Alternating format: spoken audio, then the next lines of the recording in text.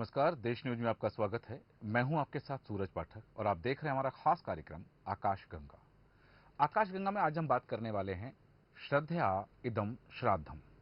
श्राद्ध क्या है? श्राद्ध का सीधा सा रिश्ता श्रद्धा से है। अपने पूर्वजों की शांति और उनके आशीर्वाद को प्राप्त करने के लिए पितृपक्ष में तर्पण किया जाता है। बड़े ही आदर भाव के साथ नदी, तालाब या पोखर के किनारे पहुंचकर भाई के लिए, माता पिता के लिए, दादा दादी या किसी अन्य रिश्ते नातेदार का तर्पण कराया जाता है। जो भी सदस्य तर्पण करता है उसे बड़ा ही तप करना पड़ता है और त्याग करने पड़ते हैं। इसके लिए नियमों का पालन किया जाता है और नियमों का पालन करना जरूरी होता है। नियमों का पालन इसलिए जरूरी होता है ताकि पितरों की कृपा आप पर बनी रहे और वे प्रसन्न होकर आपको आशीर्वाद भी दें। पितृपक्ष या श्राद्ध लगभग 16 दिनों के होते हैं। पितृपक्ष भाद्रपद मास के शुक्ल पक्ष की पूर्णिमा से शुरू होता है और अश्वनी माह की अमावस्या को इसका समापन होता है। कर्मकांडी ब्राह्मणों के अनुसार या जो कर्मकांड के जानकार हैं वे बताते हैं कि इन दिनों में तर्पण, पिंडदान और श्राद्ध किया जाता है। पुराणों के अनुसार पितृपक्ष में घर परिवार में मृत पूर्वजों को श्रद्धा से याद किया जाता है। इसे ही श्राद्ध कहा जाता है। पिंडदान करने का मतलब यह है कि हम पितरों के लिए भोजन दान कर रहे हैं। वहीं तर्पण करने का अर्थ है कि हम जल का दान कर रहे हैं। कहा जाता है कि पितृ ऋण, देव ऋण और ऋषि ऋण से उबरने के लिए तर्पण किया जाता है। श्राद्ध कर्म करने वाले सदस्य को इन दिनों में बाल और नाखून नहीं काटना चाहिए। उन्हें ब्रह्मचर्य का पालन भी करना चाहिए। किसी भी अंतिम यात्रा, खारी या उठावने में शामिल नहीं होना चाहिए। घर के बाहर कुछ भी खाना या पीना नहीं चाहिए और हो सके तो चप्पल का भी त्याग कर देना चाहिए, जूते नहीं पहनना चाहिए। अपने घर के अलावा कहीं दूसरे स्थान पर उन्हें रात्रि विश्राम नहीं करना चाहिए। कहा जाता है कि श्रद्धया इदम श्राद्धम, जो श्रद्धा से किया जाए वही श्राद्ध है। प्रेत और पितृ के निमित्त उनकी आत्मा की तृप्ति के लिए श्रद्धा पूर्वक जो अर्पित किया जाए वह श्राद्ध है। हिंदू धर्म में माता पिता की सेवा को सबसे बड़ी सेवा और सबसे बड़ी पूजा माना गया है। इसलिए हिंदू धर्म शास्त्रों में पितरों का उद्धार करने के लिए पुत्र की अनिवार्यता भी बताई गई है।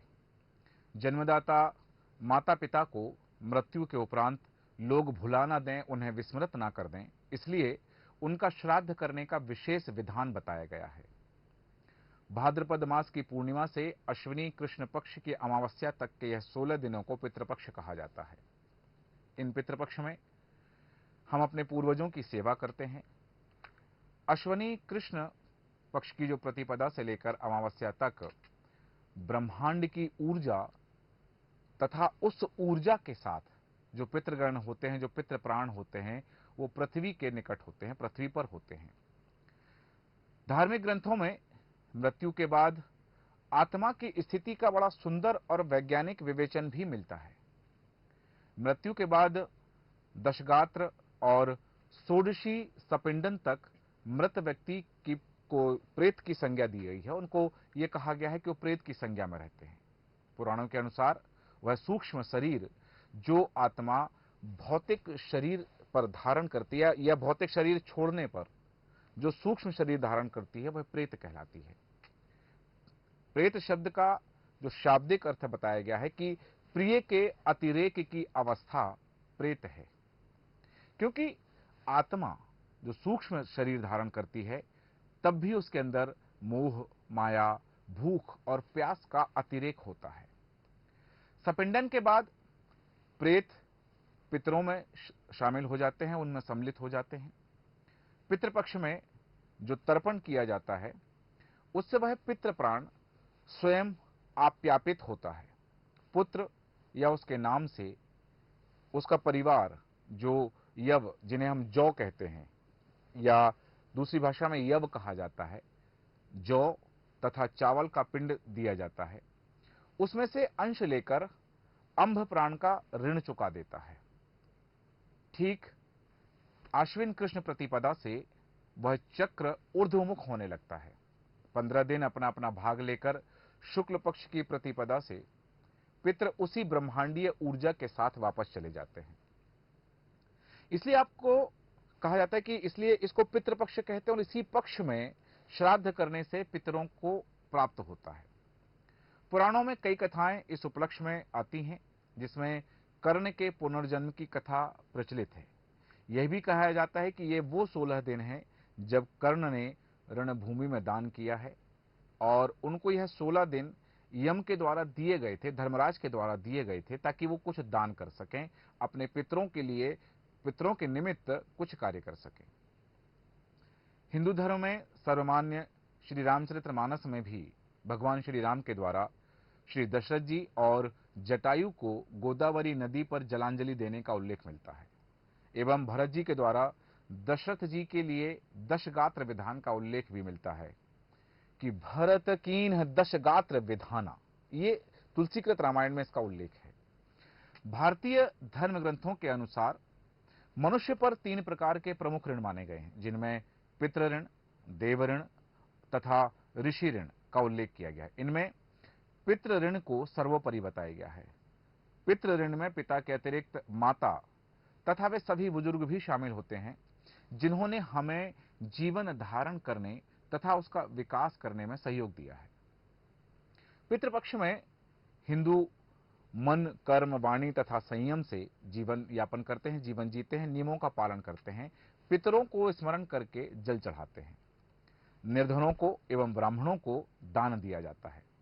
पितृपक्ष में प्रत्येक परिवार में मृत माता पिता का श्राद्ध किया जाता है, परंतु गया श्राद्ध का विशेष महत्व है। वैसे तो इसका भी शास्त्रीय समय निश्चित है, परंतु कहा गया है कि गया सर्व कालेषु पिंडम दधात विपक्षणम।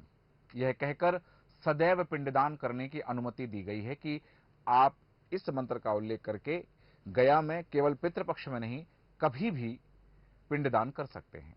उल्लेख मिलता है कि एकेकस्य तिलेर्मिश्रा स्त्रीस्त्रीन् दद्या जलाजलीन् यावज्जीकृत पापम तत्क्षणादेव नश्यति।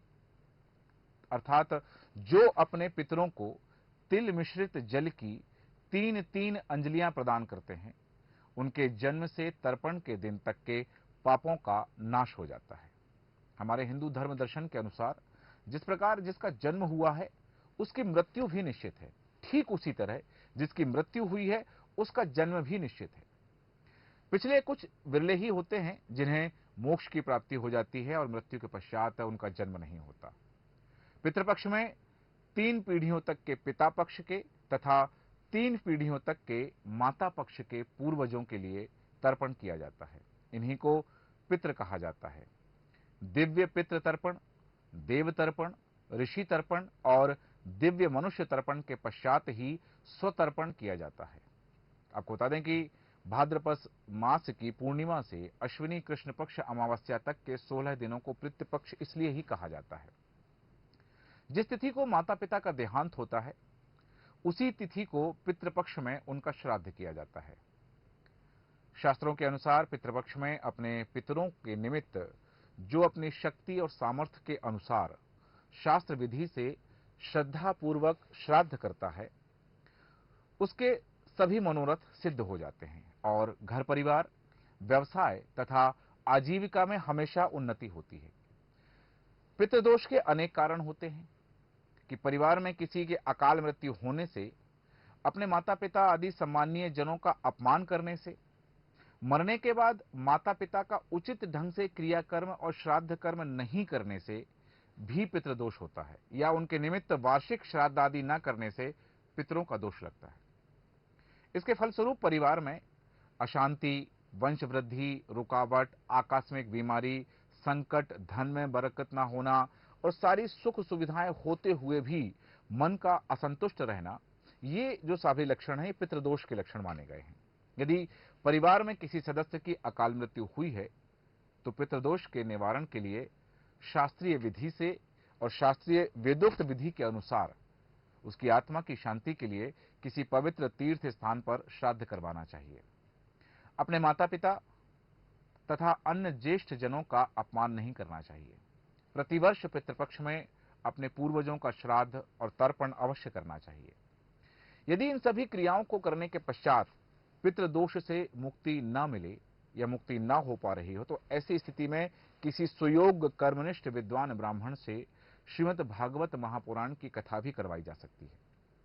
वैसे श्रीमद् भागवत महापुराण की कथा कोई भी श्रद्धालु पुरुष अपने पितरों की आत्म शांति के लिए कभी भी करवा सकता है। इससे विशेष पुण्य फल की प्राप्ति होती है।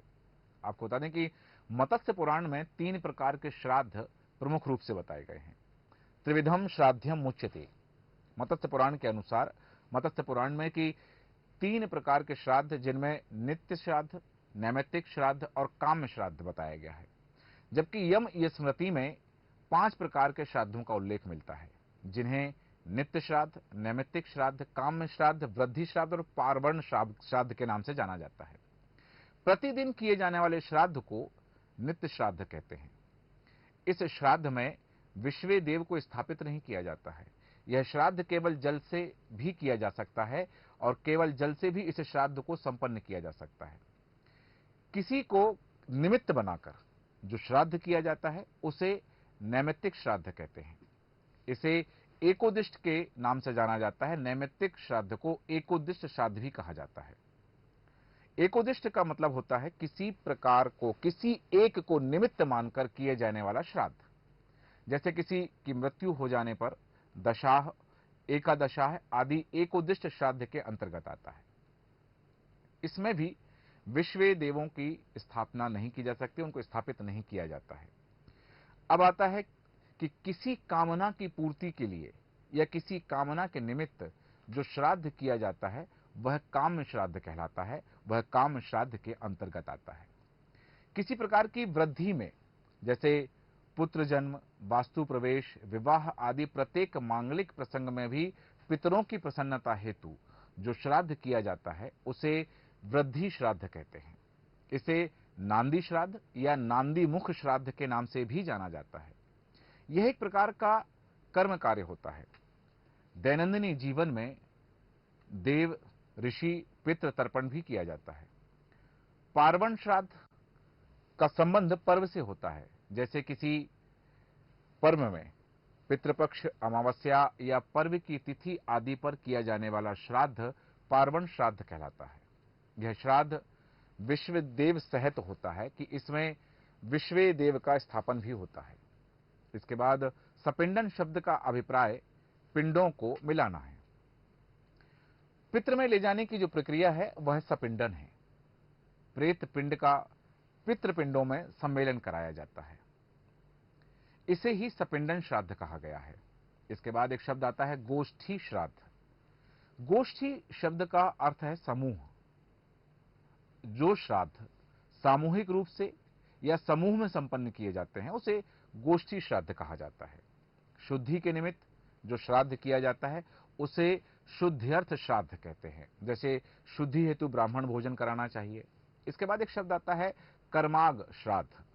कर्माग का सीधा साधा अर्थ कर्म या अंग से होता है कि जो कर्म का अंग है वह कर्माग है, अर्थात किसी प्रधान कर्म के अंग के रूप में जो श्राद्ध संपन्न किए जाते हैं उसे कर्माग श्राद्ध कहते हैं। यात्रा के उद्देश्य से किए जाने वाला श्राद्ध यात्रार्ध श्राद्ध कहलाता है। जैसे तीर्थ में जाने के उद्देश्य से या देश देशांतर जाने के उद्देश्य से जिस श्राद्ध को संपन्न कराना चाहिए या किया जाता है वह यात्रार्ध श्राद्ध कहलाता है। इसे घृत श्राद्ध भी कहा जाता है। इसके बाद एक शब्द है पुष्टि निमित्त, कि पुष्टि के निमित्त, पुष्टि के लिए जो श्राद्ध संपन्न हो, जैसे शारीरिक एवं आर्थिक उन्नति के लिए किया जाने वाला श्राद्ध पुष्ट्यर्थ श्राद्ध कहलाता है। धर्म सिंधु में उल्लेख मिलता है कि श्राद्ध के 96 अवसर बताए गए हैं। केवल ये 16 दिन नहीं, आपको पूरे वर्ष में श्राद्ध के लिए 96 अवसर प्राप्त होते हैं। इनमें अलग अलग उल्लेख मिलता है कि इन 96 श्राद्ध में एक वर्ष की अमावस्याएं हैं जो 12 होती हैं, पुण्यादि तिथियां हैं जो 4 होती हैं, मनवादी तिथियां हैं जो 14 होती हैं साल भर में, और 12 संक्रांतियां होती हैं। इसके अलावा साल भर में 12 वैधृति योग होते हैं, 12 व्यतिपात होते हैं और 16 दिन के या कई बार 15 दिन का जो पक्ष कहा जाता है वह पितृपक्ष होते हैं। अष्ट का श्राद्ध वर्ष भर में 5 होते हैं और अनवष्ट का श्राद्ध के जो हैं वो 5 होते हैं तथा पूर्वे दयहु ये 5 माने गए हैं। और इस तरह से कुल मिलाकर के श्राद्ध के 96 अवसर मनुष्य को प्राप्त होते हैं कि अपने पितरों की शांति के लिए, अपने पितरों की प्रसन्नता के लिए वर्ष भर में इन 96 अवसरों पर, इन 96 तिथियों पर श्राद्ध कर्म तर्पण किया जा सकता है। पितरों की संतुष्टि के लिए विभिन्न पितृ कर्म का विधान है। पुराणोक्त पद्धति से जो कर्म किए जाते हैं उनमें एकोदष्ट श्राद्ध, पार्वण श्राद्ध, नागबली कर्म, नारायण बलि कर्म, त्रिपिंडी श्राद्ध, महालय श्राद्ध, श्राद्ध पक्ष में जो श्राद्ध किया जाता है उस कर्म के अलावा उपरोक्त कर्मों हेतु विभिन्न संप्रदायों में विभिन्न प्रचलित परिपाटियां चली आ रही हैं। उल्लेख मिलता है कि पितरों की तृप्ति के लिए अपनी कुल परंपरा के अनुसार श्राद्ध कर्म अवश्य करना चाहिए। जब बात आती है श्राद्ध कर्म की तो बिहार स्थित गया का नाम बड़ी प्रमुखता व आदर से लिया जाता है। वर्ष भर लोग अपने घरों में पितरों के लिए करते हैं, लेकिन यह जो 15 दिन के पितृपक्ष होते हैं इसमें गया में समूचे विश्व से और पूरे भारत के अन्य अन्य क्षेत्रों से लोग गया आते हैं। उस गया जी कहते हैं, सम्मान के साथ गया जी का नाम लिया जाता है। गया समूचे भारतवर्ष में ही नहीं संपूर्ण विश्व में 2 स्थानों पर श्राद्ध तर्पण हेतु बहुत प्रसिद्ध है। वह 2 स्थान है बौद्ध गया और विष्णुपद मंदिर। विष्णुपद मंदिर वह स्थान है जहां माना जाता है कि भगवान स्वयं श्री विष्णु जी के चरण उपस्थित हैं और वहां विष्णु जी के चरणों की पूजन होती है, जिसकी पूजन करने के लिए लोग देश के कोने कोने से आते हैं। गया में जो दूसरा स्थान सबसे प्रमुख स्थान माना गया है जिसके लिए लोग दूर दूर से आते हैं, वह स्थान एक नदी है और उस नदी का नाम है फल्गु नदी। ऐसा माना जाता है कि नर्मदा के बाद वह पवित्र नदी मानी गई है। हालांकि हमारे देश में 7 पवित्र नदियां मानी गई हैं और उल्लेख है कि मर्यादा पुरुषोत्तम भगवान श्री राम ने स्वयं इस स्थान पर अपने पिता राजा दशरथ जी का पिंडदान किया था। तब से यह माना जाने लगा कि इस स्थान पर आकर कोई भी व्यक्ति अपने पितरों के निमित्त पिंडदान करेगा तो उसके पितृ उससे तृप्त रहेंगे और वह व्यक्ति अपने पितृ ऋण से ऊऋण हो जाएगा। इस स्थान का नाम गया इसलिए रखा गया क्योंकि भगवान विष्णु ने यहीं पर धरती के असुर गयासुर का वध किया था। तब से इस स्थान का नाम भारत के प्रमुख तीर्थ स्थानों में आता है और बड़ी ही श्रद्धा और आदर से गया जी कहा जाता है। इसे गया जी कहा गया है। पितरों में गया जाकर के श्राद्ध तर्पण किया जाता है। पितृपक्ष में अपने घरों में, घर के आसपास नदी में, तालाबों में, पोखरों में लोग जाते हैं और वेदपाठी ब्राह्मणों से उनके माध्यम से उनके बताए निर्देश के अनुसार श्राद्ध कर्म करते हैं। पितरों की शांति के लिए 3 ऋण बताए गए हैं, तो इन 3 ऋणों में पितृ ऋण को सर्वोपरि बताया गया है। पितृ ऋण से ऊरण होने के लिए श्राद्ध कर्म अवश्य करना चाहिए और श्राद्ध कर्म में श्रद्धा अवश्य होनी चाहिए, क्योंकि कहा गया है श्रद्धा इदम श्राद्धम। श्राद्ध कर्म में पितरों की शांति के लिए, पितृ दोष की शांति के लिए अवश्य ही श्राद्ध कर्म, तर्पण, पिंडदान जो ब्राह्मण बताते हैं, जो आचार्य बताते हैं, उस अनुसार कर्म किया जाए तो पितृ दोष से भी मुक्ति मिल जाती है। हमारे आज के खास कार्यक्रम में इतना ही। आप बने रहें देश न्यूज के साथ। नमस्कार।